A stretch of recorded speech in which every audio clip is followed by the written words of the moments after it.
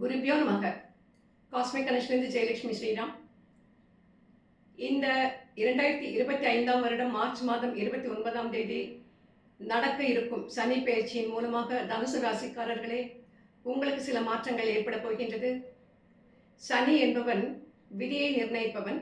இவன் தனி மனிதருக்கு மட்டுமல்ல, ஒரு நாட்டுக்கோ உலகத்திற்கோ எல்லோருக்குமே விதியை நிர்ணயிக்கக்கூடியவன் இந்த சனி பகவான். கோச்சாரத்திலே ஒரு கிரகம் பெயர்ச்சி அடையும் பொழுது அந்த கிரகத்தினாலே நமக்கு என்ன பலாபலன்கள் ஏற்படும் என்பதை ஒரு 30% தான் நம்மளால் சொல்ல முடியும். காரணம், தனிப்பட்ட ஜாதகத்திலே உங்களுடைய கிரக நிலைகள் எப்படி இருக்கிறது என்பதை பொறுத்துத்தான் உங்களுக்கு முழுமையான பலன்களை கூற முடியும்.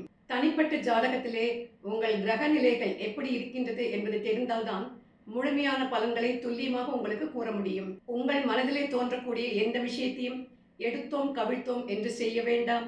எதற்குமே முக்கியத்துவம் கொடுத்து நிதானமாக சிந்தித்து ஆராய்ந்து செயல்படுங்கள். சிலருக்கு இடமாற்றமோ அல்லது உத்தியோக மாற்றமோ அல்லது தொழில் மாற்றமோ ஏற்படுவதற்கு வாய்ப்புகள் இருக்கிறது.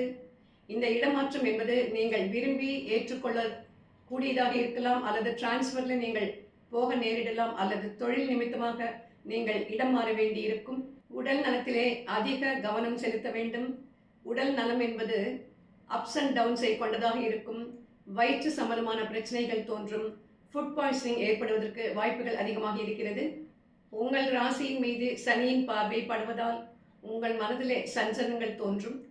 கடன் வாங்கக்கூடிய ஒரு மனநிலை உங்களுக்கு ஏற்படும். ஆனால் அவசரப்பட்டு யாரும் கடன் வாங்க வேண்டாம். சிந்தித்து செயல்படுங்கள். குழம்பிய மனதிலே தெளிவு கிடைக்காது. எனவே நிதானமாக செயல்படுங்கள்.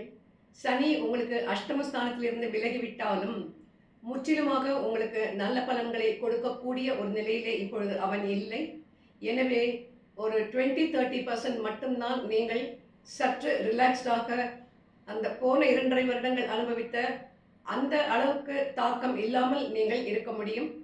அடுத்து வரக்கூடிய ராகு கேத்து பயிற்சி உங்களுக்கு என்ன பலன்களை கொடுக்கிறது என்பதை பார்க்கலாம். கூடிய விரைவில் நாம் மீண்டும் சந்திப்போம். வாழ்க வளமுடன்.